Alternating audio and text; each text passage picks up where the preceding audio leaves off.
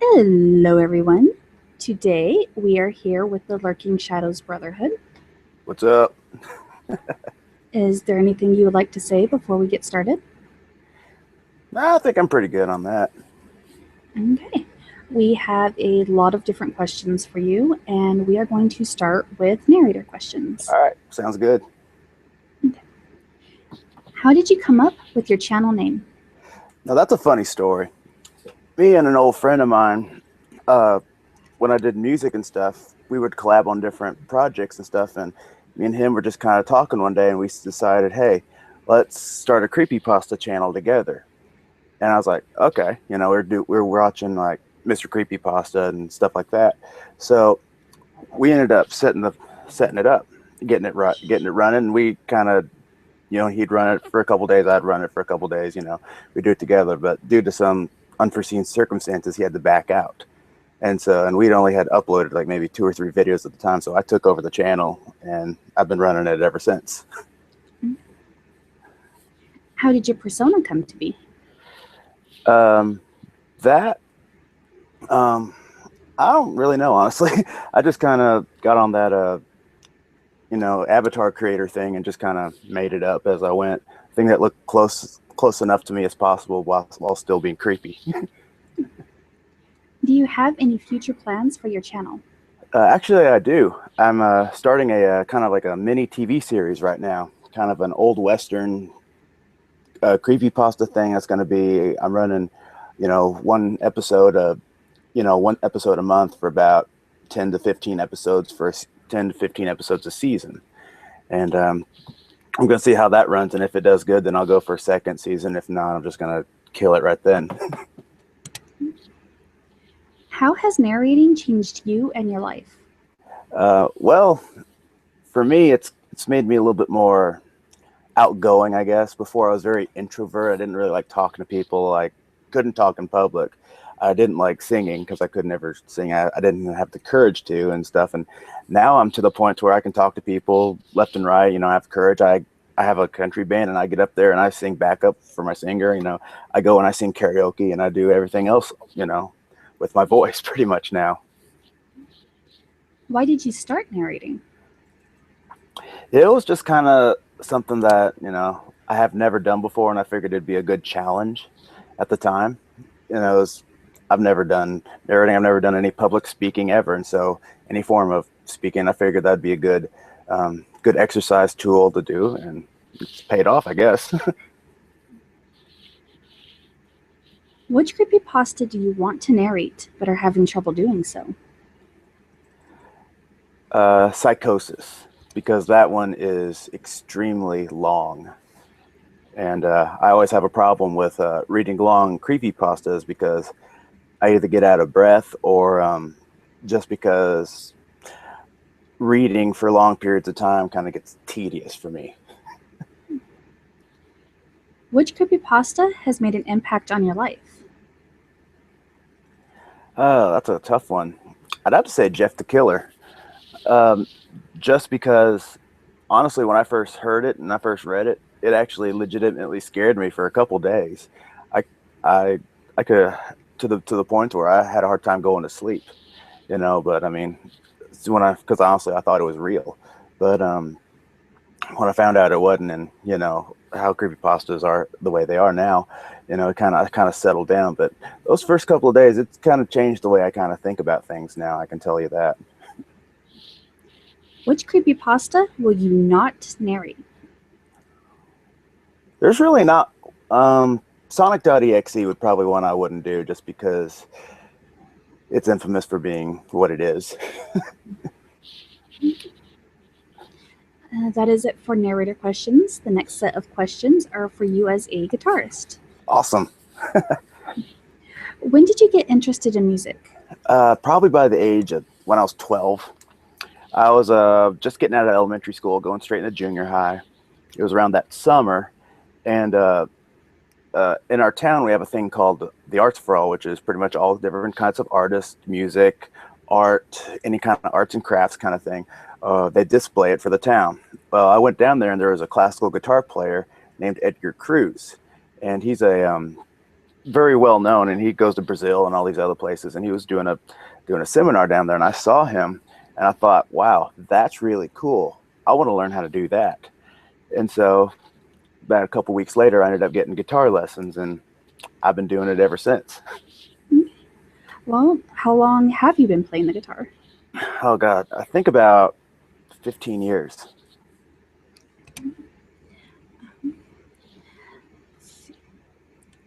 How long have you been building your guitar collection? Pretty much ever since I started. Since I was 12, I started with an old Mexican Stratocaster, and I still have that thing. And now I'm up to a custom shop $5,000 Fender Telecaster. I don't think that collection will ever stop. Why did you start collecting them? Um, when I first started collecting them, it was because there were just different ones that had different sounds that I needed for what I did for music and whatever I needed at the time. Then it kind of evolved into I want to collect all the Beatles guitars, all the Beatles gear. I had a big Beatles thing going on, and so I collected, you know, viola basses and George Harrison replica and John Lennon replica guitars and Beatle replica amplifiers and stuff like that. Then it just kind of evolved into if it looks cool, I'm going to buy it. And that's pretty much how it just kind of morphed into that. And How now many it's kind of gotten to the point to where now if it's weird, I'm probably going to get it. Mhm. How many guitars do you have? I have 32. Last time I counted. What are the different types of guitars that you have? So you've said a little bit, but can you expand on that? Yeah. I have Fender. I have a couple Fender Stratocasters. Different variety of styles. Like I have a Mexican one, the ones that are made in Mexico, which are the cheaper ones. Then I have some American-made ones, which are a little bit more expensive ones that are made here in the U.S. Then I have some artist signature models, like I have an Yngwie Malmsteen Stratocaster. I have a Jimi Hendrix Stratocaster. I have a Dick Dale Custom Shop Stratocaster, and those are kind of all different types. Then I have a Les Paul. I have a Flying V. I have a Jackson Randy Rhoads Flying V. I have a George Harrison Gretsch. I have a George Harrison Rickenbacker 12 string. I have a couple tellies. I have a custom shop telly that I gave about, I don't know, about 2,500 for, but it's worth about $5,000 to $8,000 new. And bunch of Eddie Van Halen style guitars. I have a bunch of metal kind of looking guitars, but since I'm doing country now, it's more everything now. I'm kind of leaning more towards the classic country kind of style looking instruments now. Which out of all the guitars is your favorite? That'd have to be that custom shop telly that I have. It's that literally I've actually been to. I just was at California about 3-4 weeks ago, and I went by the Fender Custom Shop in Corona, California.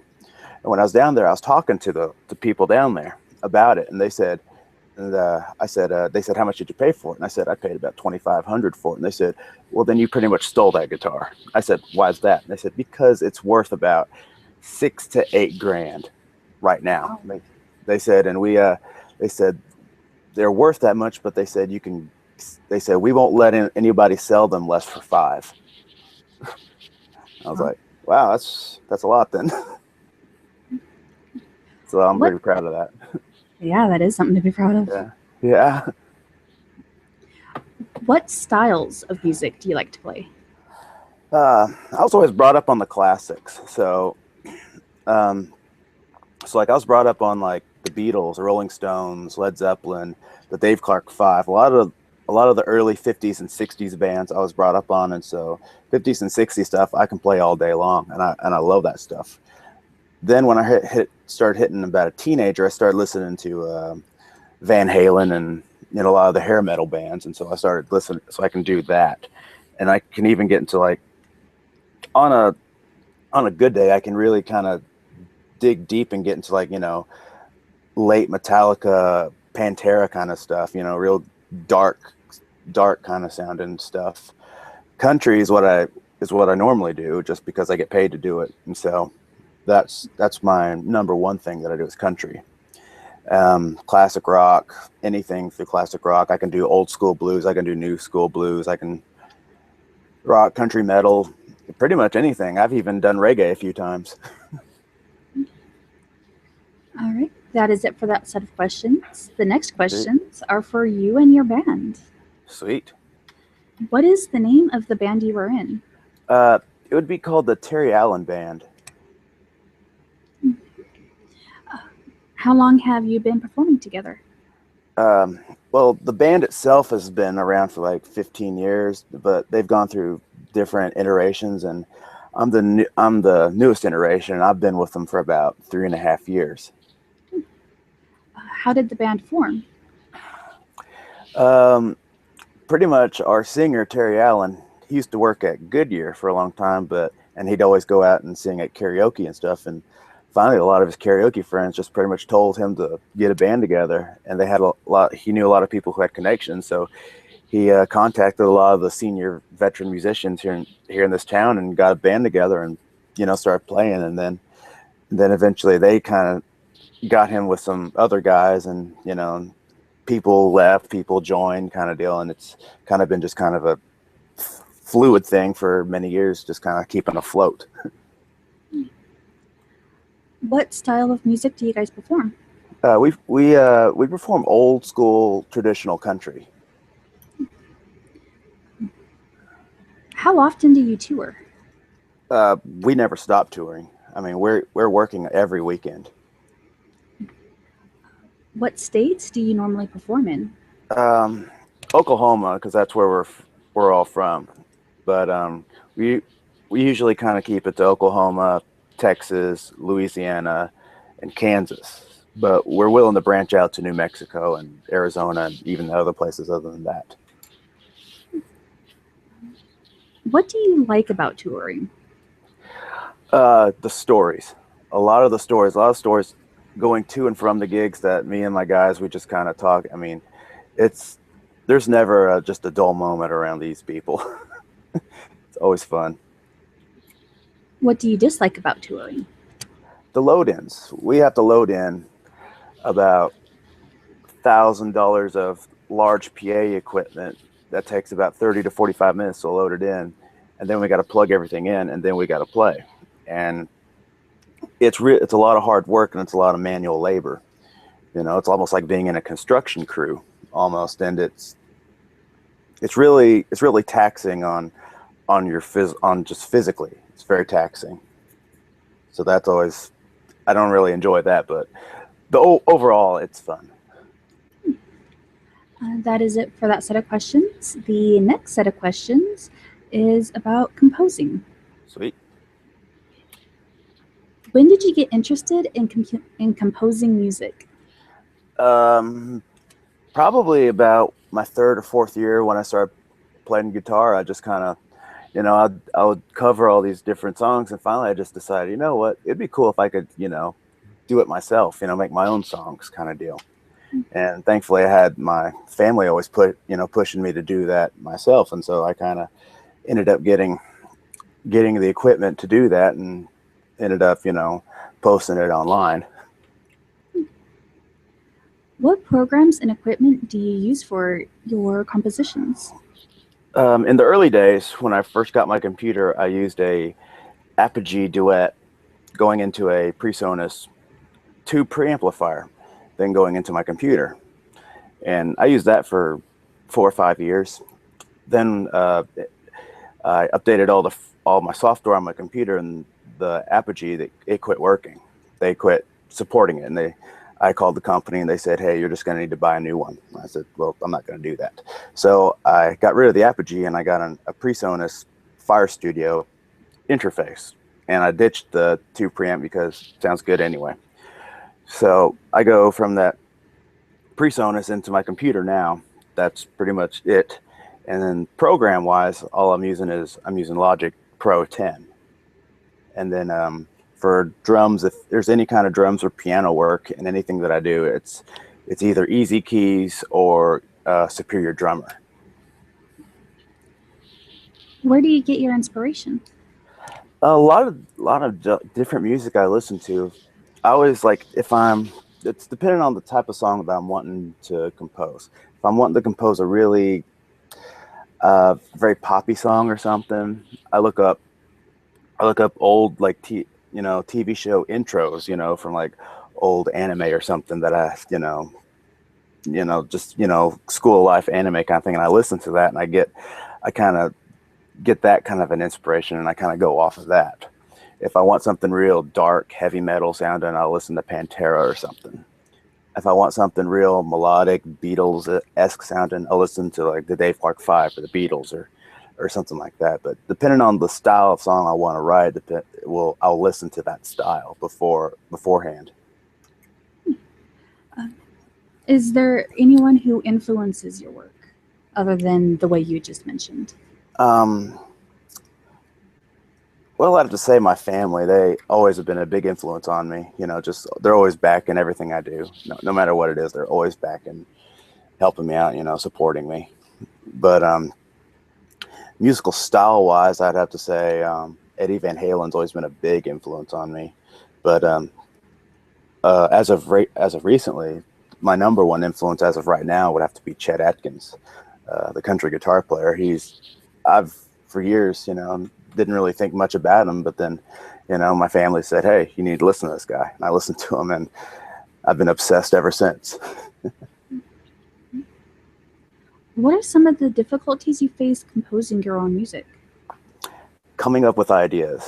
That's the biggest, or it's kind of like writing. Well, it is writing. It's a form. Except you're just not You're not writing words down. You're writing melody lines, and the hardest part I have is just coming up with inspiration. Sometimes it'll hit me, and I'll come up with something pretty quick, and then sometimes I have to pretty much drag it out just to make it sound anything worthwhile. Sometimes it gets a little bit difficult. What is most rewarding about finishing a piece? Uh, Getting it out there on YouTube and online and all that, and reading the comments and seeing how much people like it or dislike it. Seeing that at least someone's at least giving it a listen.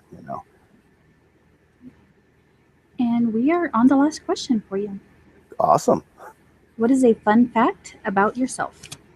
Fun fact. Um, Fun fact is I wear glasses and I haven't showered in 4 days.